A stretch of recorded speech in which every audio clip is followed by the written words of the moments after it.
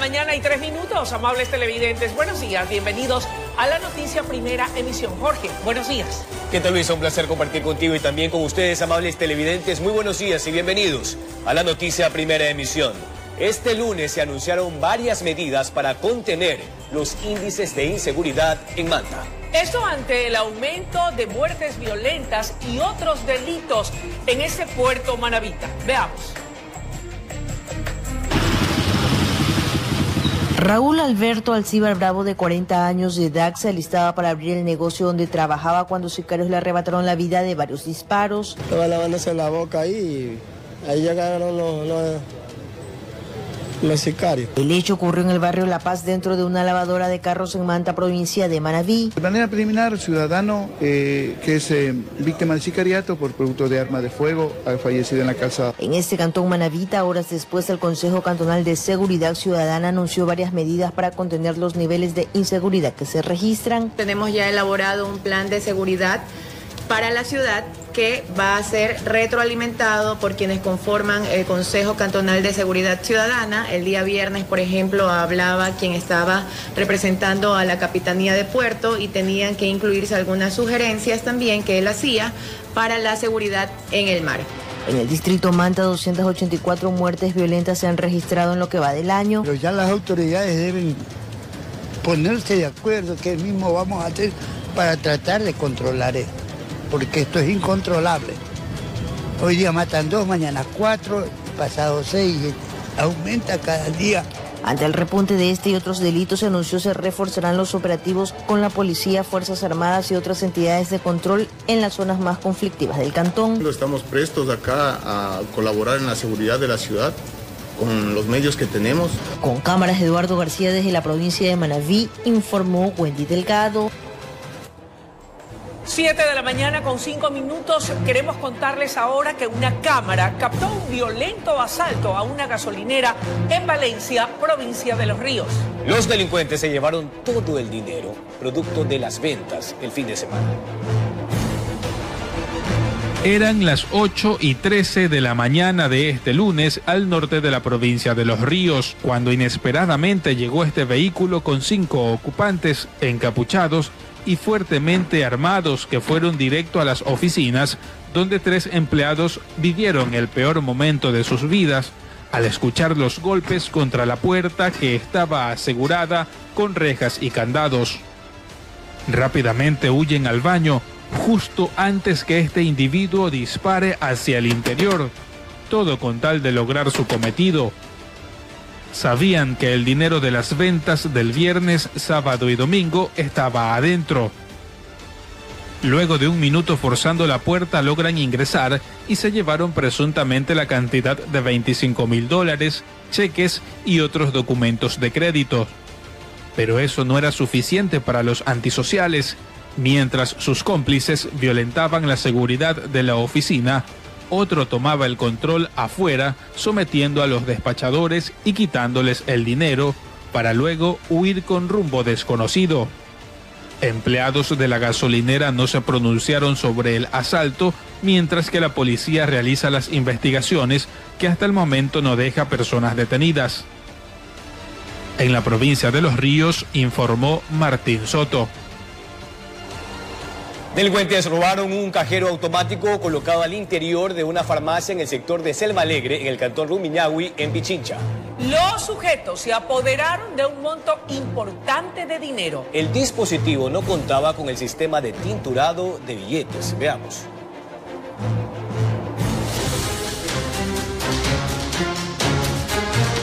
A los delincuentes no se les escapa ningún detalle, tienen información para atracar a la segura. Una fuente policial reveló que el cajero ubicado al interior de una farmacia en el sector de Selva Alegre no contaba con la tinta para marcar los billetes. Es decir, el dinero perfectamente puede circular. De acuerdo al relato de los guardias de seguridad de los conjuntos habitacionales vecinos, fueron 2 vehículos en el que se movilizaban al menos 9 personas, los protagonistas del robo. Han sometido a los guardias y de ahí al cajero de la farmacia. Incluso el vehículo negro llegó hasta la prevención. 4 sujetos sorprendieron al guardia, se apoderaron de celulares y un arma de fuego, mientras los ocupantes del otro vehículo destrozaban con un objeto contundente el vidrio de la farmacia para acceder al cajero. Fue en el transcurso de la madrugada que yo pensaba que como estaban los truenos, está tanta la lluvia. Con los guardias sometidos, aparentemente utilizando un tanque de oxígeno, hicieron explotar el dispositivo automático. Aunque la policía de forma oficial no dio pronunciamiento alguno, se conoció que sí lograron llevarse un monto importante de dinero. En Selva Alegre ya está muy peligroso, por lo menos lo que ha ocurrido aquí, no sé a qué horas ocurrirían aquí, pues lo que han robado a los ladrones, porque solamente se le veía que estaba ahí roto el vidrio. Coincidencia tal vez, o serán los mismos actores delictivos que dieron 2 golpes contundentes al sistema financiero. En Cumbayá robaron a los guardias de una compañía de transporte de valores y asesinaron a uno de los custodios y otro resultó herido. Un día después explotaron un cajero automático. En Quito informó Iván Casamen. 7 de la mañana y 9 minutos, más información para ustedes. Sujetos desconocidos intentaron robar el dinero de un cajero automático situado en una gasolinera en la autopista Narcisa de Jesús en el norte de Guayaquil. El hecho provocó diversos daños materiales. Veamos. La alerta se produjo alrededor de las 4 de la mañana. En esos momentos se generó una detonación que provocó la destrucción de los vidrios que cubren los cajeros. En el que personas intentaron con suelda autógena desprender un cajero que se encontraba ubicado en una estación de combustible. Todo se produjo alrededor de las 4 de la mañana en una de las estaciones de combustible ubicadas en la autopista Narcisa de Jesús, en el norte de Guayaquil. Inicialmente se creía que se trataba de un intento de robo mediante el uso de objetos explosivos. La detonación y la magnitud de los daños provocados así lo daban a entender. Sin embargo, luego se confirmó que no utilizaron explosivos para este suceso. Es justamente la mala manipulación, porque es gente que no tiene experiencia en el tema de este tema de sueldas. Entonces la mala manipulación de los tanques de oxígeno, todo esto que ellos utilizan para hacer este tipo de sueldas, es que se produce una pequeña explosión, rompe los vidrios y salen dejando abandonando el resto de cosas. El error cometido por parte de los mismos antisociales impidió que lograran llegar hasta la caja donde se guarda el dinero. Por ese motivo, debieron abandonar el espacio sin llevarse un solo billete de ese lugar. Parcialmente el cajero está destruido, sí, pero no lograron sustraerse el cajero, lo que era la intención, llevarse el cajero por completo para luego sustraerse el dinero del mismo. Informó José Morales. 7 de la mañana con 11 minutos, asesinan al conductor de un camión en Durán. José Morales nos tiene los detalles. Pepe, buen día. ¿En qué avenida del cantón vecino de Guayaquil se cometió este nuevo crimen? Jorge, Luisa, amigos televidentes, sí, para reiterarles esta lamentable noticia, porque estamos hablando de un ciudadano que dejó de dormir esta noche en la comodidad de su hogar, dejó de pasar junto al calor familiar para salir a trabajar y de pronto encuentra la muerte. Estamos ubicados en la vía Durán-Boliche, en el tramo que conduce hacia la ciudad de Guayaquil. El ciudadano, quien iba al frente de este camión, un joven de 33 años de edad, dedicado al transporte básicamente de productos de refrigeración, en su mayoría alimentos. La noche de este lunes partió desde la ciudad de Cuenca y tenía como destino la ciudad de Guayaquil, donde debía entregar la mercadería que llevaba en su interior. De pronto pasan por este tramo de la Durán-Boliche, una arteria que ya incluso se ha reportado en varias ocasiones la existencia de robos, de asaltos mediante el uso de armas de fuego, y de hecho Hay camiones, hay conductores que aportaron con videos captados por las cámaras de seguridad en el que muestran la forma como operan estos delincuentes. Sin embargo, ellos continúan libremente trabajando, operando en esta ruta. Y la madrugada de hoy, alrededor de las 3 de la mañana, acabaron con la vida de este caballero. La misma modalidad, el mismo procedimiento. Le cierran el paso al camión a bordo de 2 autos. Inmediatamente sacan sus armas, proceden a disparar, incluso acaban con la vida del conductor. Este caballero, a sus 33 años, intentando maniobrar el vehículo hasta el último. Sin embargo, las heridas fueron letales, hicieron que pierda el control del automotor, se terminan accidentando, ingresan hasta esta zanja ubicada hacia un costado de la vía principal. Y los delincuentes, al ver lo que habían hecho, al ver que se les pasó la mano, simplemente se retiran. Ya se les olvidó lo que pretendían robar, lo que pretendían llevarse, y dejan allí, en el interior del automotor, el cuerpo de aquel ciudadano. Junto a él, su compañero de viaje, su compañero de ruta, asustado, bañado en la sangre producto de esta acción violenta. Un caballero a quien en estos instantes lo vemos muy consternado, asustado en medio de la situación que se ha presentado. Es un sobreviviente, vivió, fue testigo de toda esta acción en la que sujetos armados los interceptan, le quitan la vida a su compañero, supuestamente con el afán de robar, pero no lo hacen. Simplemente, una vez que se dan cuenta ya de lo que habían hecho, de lo que habían cometido, deciden dejar todo botado y se retiran del lugar, pero acabando ya con la vida de este joven conductor. Los miembros de la Policía Nacional se hicieron presentes en horas de la madrugada también, retiraron el cuerpo del ciudadano, quien ya a esta hora se encuentra en el Laboratorio de Criminalística y Ciencias Forenses de la ciudad de Guayaquil para continuar con la respectiva investigación en torno a este nuevo hecho. Hace pocos instantes conversábamos con un tío, un familiar del fallecido, haciendo referencia a los múltiples comunicados que ellos, como gremio de transporte, han enviado a las autoridades, han enviado a las entidades de control, avisando sobre la forma como vienen operando en las vías. Nosotros, incluso como medios de comunicación, hemos transmitido para ustedes con videos, con imágenes, en los que se observa la forma en la que proceden estos antisociales. Sin embargo, ellos continúan operando en estas vías. La misma ruta, la misma Durán Boliche, donde ya anteriormente atacaron a un conductor, lo secuestraron, se lo llevaron y terminaron exigiendo dinero. En fin, así está la situación en las vías de la provincia del Guayas.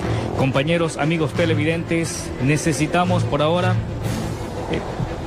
alejarnos momentáneamente para irnos a un corte y más adelante continuaremos para ustedes ampliando esta información. Ya regresamos. 7 de la mañana con 24 minutos, vamos con más información. 2 hombres fueron acribillados en la vía que une al cantón Lomas de Sargentillo con la provincia de Manabí. Según la Policía Nacional, los sicarios interceptaron al vehículo en donde viajaban los ahora fallecidos y los obligaron a bajar para posteriormente ejecutarlos con tiros en sus cabezas. Veamos. Los cadáveres quedaron en la transitada carretera, a vista de los curiosos, que indicaban como sicarios a bordo de un vehículo interceptaron al carro blanco en el que viajaban los 2 ciudadanos para posteriormente asesinarlos. De este vehículo se bajan varios ocupantes, toman contacto con estas otras dos personas del vehículo del Sportage blanco y proceden a realizarle varios impactos de arma de fuego, resultando el fallecimiento de los dos ciudadanos. Sobre las identidades de los hombres acribillados en la vía que une Lomas de Sargentillo con Manabí, la policía no brindó mayor información. Sin embargo, detalló que el carro usado por ellos registraba inconsistencias. Placas adulteradas, el vehículo estaba reportado como robado, las placas que portaba el vehículo estaban reportadas como robadas, no corresponden. De igual manera se fabricó el chasis y el motor, se encuentran adulterados de igual manera. Respecto a las motivaciones del doble crimen, la institución del orden mantiene la siguiente hipótesis. Por el estado del vehículo reportado como robado, podemos presumir que era un ajuste de cuentas. Los cuerpos de los ciudadanos fueron llevados hasta la morgue del Cantón Daule. Se espera que en las próximas horas estos sean identificados. Asimismo, se recopila mayor información en los alrededores de la vía donde sucedió el doble crimen. Informó Eric Zambrano. Y ahora el pan de cada día. Liberan a 28 sujetos presuntamente implicados en el asalto a una hacienda el viernes pasado, en cuya organización habían 9 menores de edad y varias mujeres. El jefe del distrito Daule cuestionó la medida judicial y exhortó a las autoridades a trabajar de la mano por la seguridad ciudadana. Veamos. En la policía de Daule hay impotencia e indignación. Sujetos detenidos tras asaltar y someter a los colaboradores de una hacienda la semana anterior fueron a audiencia de formulación de cargos y los 28 salieron silbando. Nos quedamos con la sorpresa de que todos estos individuos fueron puestos en libertad y estas acciones siempre contrarrestan muchas veces las acciones policiales. Sí, varios de estos individuos tenían antecedentes, habían bastantes menores de edad también en la escena. Entonces, teníamos personas femeninas, también a todas estas personas mientras se hizo la entrevista ellos indicaron que habían sometidos para poder hacer esta acción delictiva. Tampoco es una novedad y aquello fue confirmado durante la transición de gobernadores. Allí fustigaron que de los 11.000 detenidos hasta diciembre, no pocos tienen un medallero. El 60% tienen de 2 a 10 detenciones. El 50% ya han salido libres. El coronel Molina habló además de la necesidad de endurecer las penas y el control político en el Parlamento. Es responsabilidad de los legisladores, para eso le elegimos, para que vayan a legislar y a fiscalizar. Ese es el trabajo que tienen. Los jueces están bajo la jurisdicción disciplinaria del Consejo de la Judicatura. Su presidente y otros 3 vocales se enfrentan procesos penales por presunta obstrucción a la justicia y tráfico de influencias. En otro caso, con cámara de Hilario Vera, informó Jorge Escobar.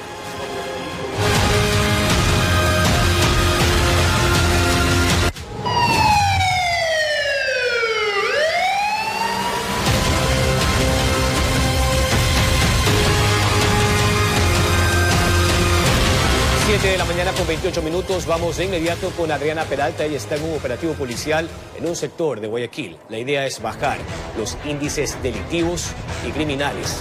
Adriana, buen día. ¿Qué tal? ¿Cómo estás, Jorge? Amables televidentes, un excelente día para todos. Sí, como tú dices, la idea es evitar el cometimiento de delitos. De hecho, nosotros presenciamos aquí durante este operativo que se desarrolla en un tramo de la vía perimetral cómo es efectivo el trabajo de la institución del orden. Porque se acercó una persona a denunciar que al parecer estarían robando una motocicleta por aquí cerca y rápidamente los uniformados se dirigieron al punto. De hecho, ahora están regresando de la emergencia que atendieron y vamos a conocer cuáles son las novedades. Teniente, cuéntenos por favor cómo trabaja la policía en ese sentido con las alertas ciudadanas. Claro, efectivamente, tengan todos muy buenos días. La Policía Nacional está presta y dispuesta para colaborar a la ciudadanía en cualquier emergencia que se suscite. Mientras nos encontrábamos realizando el operativo aquí en la avenida perimetral, una persona alertante nos supo indicar que estaban sustrayendo una motocicleta. motivo por el cual las motocicletas, como vieron que llegaron en este momento, acudieron inmediatamente a ese auxilio. De igual manera, los compañeros me supieron informar que esa motocicleta no tenía ninguna novedad. Verificaron en nuestro sistema, tenía su matrícula al día y el propietario era la persona quien compró en un inicio esa motocicleta. Entonces, les agradecemos a la ciudadanía, agradecemos la colaboración con la Policía Nacional. Denuncien cualquier acto delictivo que vean. Totalmente es gratuita la llamada al ECU 911 y ellos nos canalizan inmediatamente para nosotros dar una mejor respuesta. Cuéntanos algo, en los últimos días a través de estos operativos, ¿cuántas armas de pronto han decomisado? Ya sea armas blancas o también de fuego. Sí, estos operativos los venimos realizando en toda la avenida perimetral, en los puntos conflictivos, como es el ingreso a la 123, como estamos en este momento, en la entrada a la 8, en el túnel de Paraíso y en el molde del Fortín, territorio que es dentro de nuestra jurisdicción. Estos operativos han sido muy efectivos, hemos tenido el decomiso de varias armas de fuego, inclusive la madrugada para amanecer hoy tuvimos el decomiso de una escopeta. Con esta escopeta atentaron contra nosotros, pero la actuación efectiva de la Policía Nacional se pudo con la aprehensión de esta arma e ingresarla para los fines investigativos correspondientes. ¿En qué sector ocurrió? En Monte Sinaí. Un sector conflictivo, ¿no? Bastante conflictivo, pero no vamos a dar marcha atrás. Nosotros estamos listos y preparados para cumplir con cualquier situación que se necesite. ¿Hay personas detenidas por ese caso? No tenemos personas detenidas. Avanzaron a evadir el control policial, pero ya se tiene todas las características para que se pueda realizar los respectivos controles, procedimientos, para que se pueda dar con la localización de estas personas. Claro, y ustedes también se dan cuenta de alguna persona que de pronto quiera evadir este control, ¿no? Con esas actitudes sospechosas. ¿Qué pasa frecuentemente? Efectivamente, cualquier persona que intenta evadir el control policial, nosotros actuamos de inmediatamente para realizar el registro corporal, el registro en nuestro sistema, en el aplicativo Cine 3W, de igual manera en el aplicativo investigativo para realizar la mejor coordinación en el procedimiento policial. Teniente, muchísimas gracias por esa información. Ahí está el riesgo extra que representa ser policía en la actualidad. Quisieron atentar contra la vida de los uniformados en el sector de Monte Sinaí utilizando una escopeta. Lograron retener o decomisar esa arma y están tras la búsqueda, tras la pista de los responsables de ese hecho. Les puedo decir que al menos aquí no hay mayores novedades. Como ustedes pueden ver, las personas están colaborando y se hacen estos operativos en las horas que ya ha perfilado, ha determinado la institución del orden y en sectores estratégicos como este tramo de la vía perimetral. Es el reporte que tenemos a esta hora. Nos tenemos que ir a una pausa comercial, pero ya regresamos con más noticias, amables televidentes.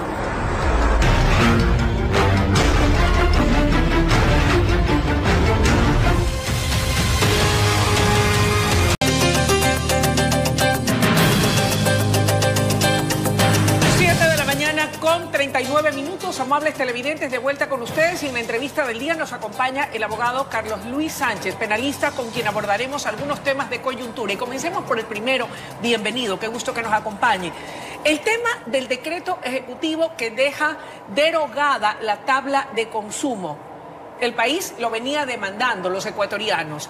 ¿Automáticamente queda ya en vigencia o debe cumplir un tipo de procedimiento para implementarse? Muy buenos días y gracias por el espacio y de opinión.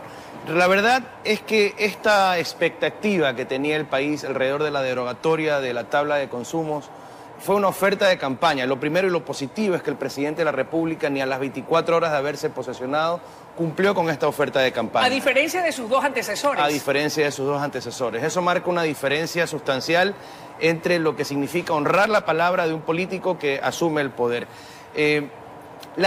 Para que lo entiendan, en nuestra legislación penal, el tráfico de sustancias estupefacientes y psicotrópicas, conocidas como catalogadas sujetas a fiscalización, pero hablamos de drogas y de sus precursores, es sancionado en el artículo 220 del Código Orgánico Integral Penal. ¿Qué dice qué? Este artículo, el verbo rector de este artículo, para no aburrirlos con detalles técnicos, implica sancionar la comercialización o la inserción de las drogas en el comercio del país. Entonces, El mismo artículo 220 previene la no criminalización del consumo de sustancias cuando una persona es adicta.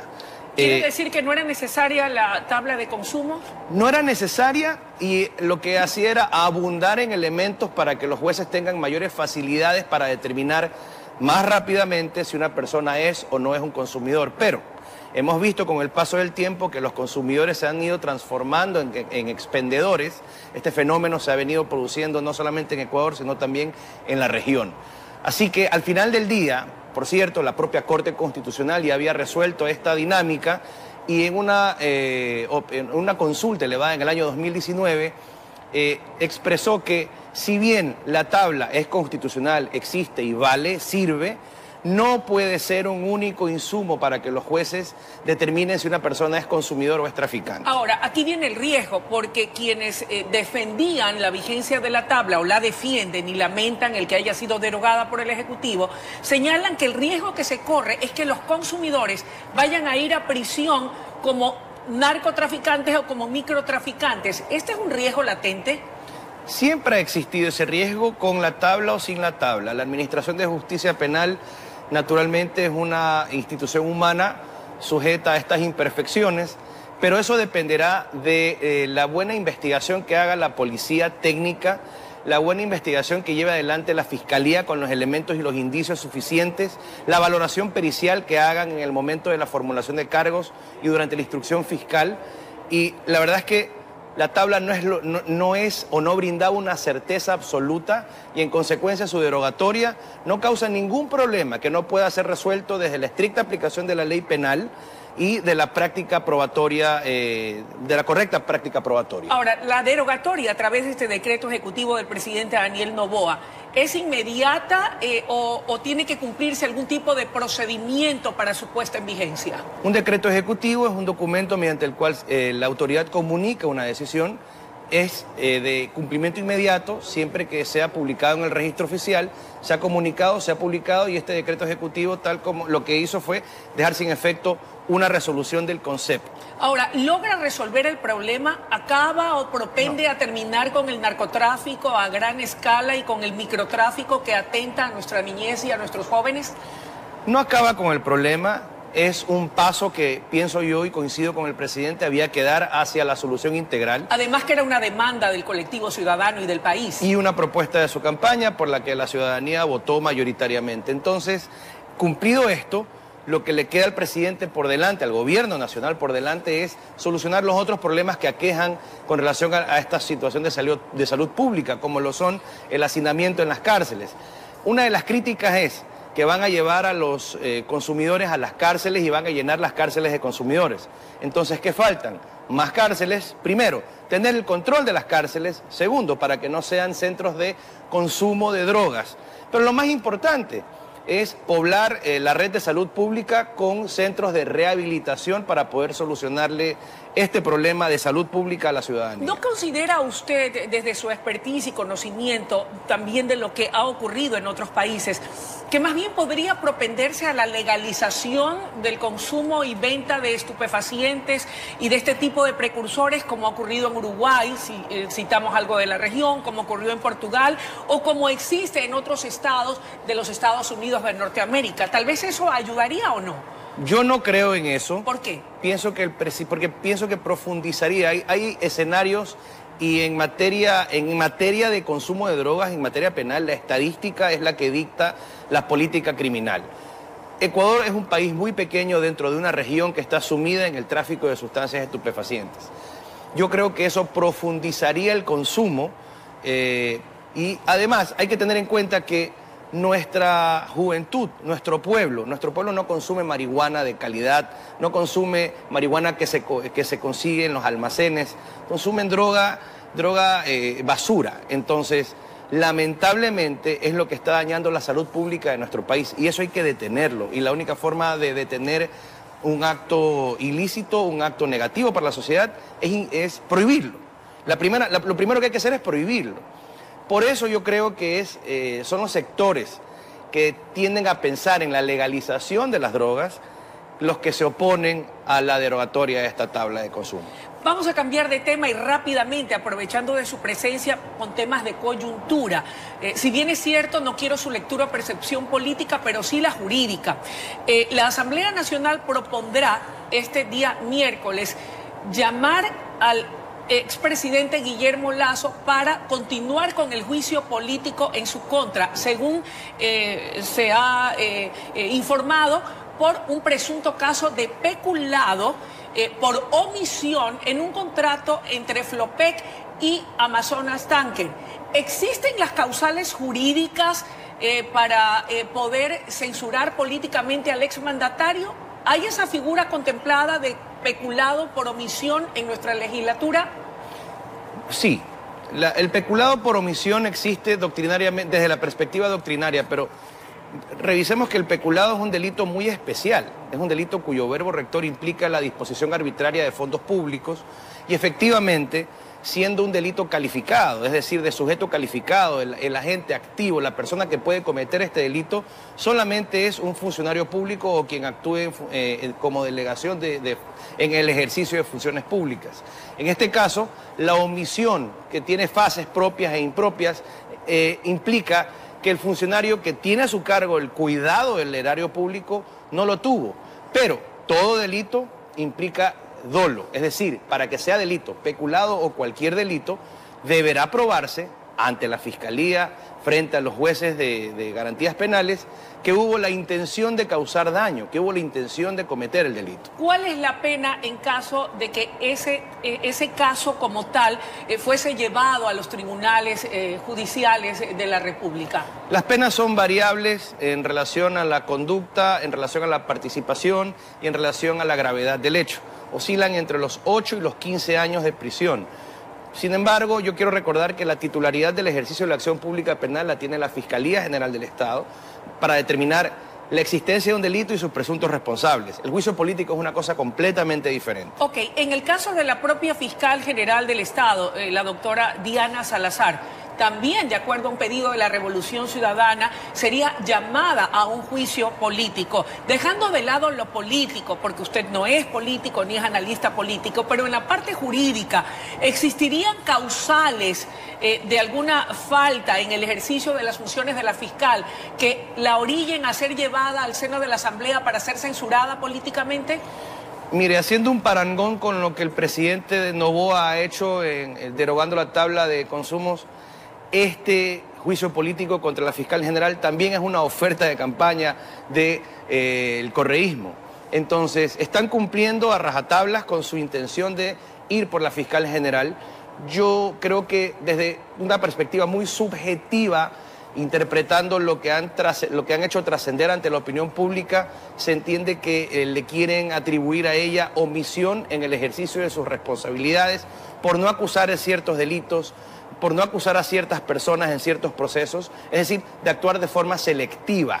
Y por otro lado, por la omisión en el ejercicio de sus funciones al no impedir que sus fiscales mueran en el país frente a la violencia que ha armado la delincuencia organizada. Tengo una última pregunta y le voy a pedir concreción. El decreto ejecutivo que envía el presidente de la República, en el que envía a la vicepresidenta a actuar como gestora de la paz entre Israel y Palestina, ¿es válido jurídicamente hablando? Porque también han habido observaciones y cuestionamientos de algunos, de hecho de la propia vicepresidenta.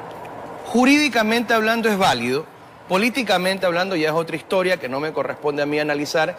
Es obviamente una decisión política y es obviamente una decisión contundente, que tiene un trasfondo que desconozco y tiene una intención muy evidente que es alejarla del gobierno nacional. Y en el seno de la Asamblea, el tema de la fiscalización o censura política, ¿cree usted que está siendo utilizado como instrumento de persecución política para detractores y adversarios? Definitivamente sí, la Asamblea Nacional se ha caracterizado por eso.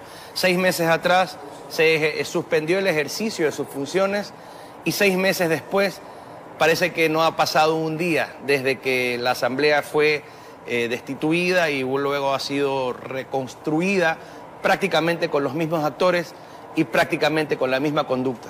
Gracias por su comparecencia, estimado Carlos Luis. El placer es mío estar aquí. Amables televidentes, ha sido la intervención del abogado Carlos Luis Sánchez, penalista, analizando los temas de coyuntura. Es momento de una breve pausa y enseguida volvemos con más en la noticia Primera Emisión.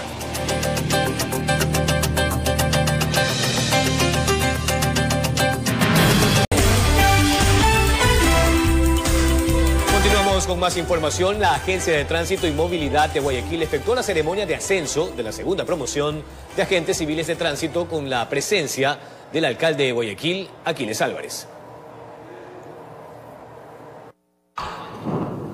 Se cumplió la ceremonia de ascenso de 188 agentes civiles de tránsito de la Agencia de Tránsito y Movilidad de Guayaquil, con el propósito de fortalecer la labor de la institución del orden.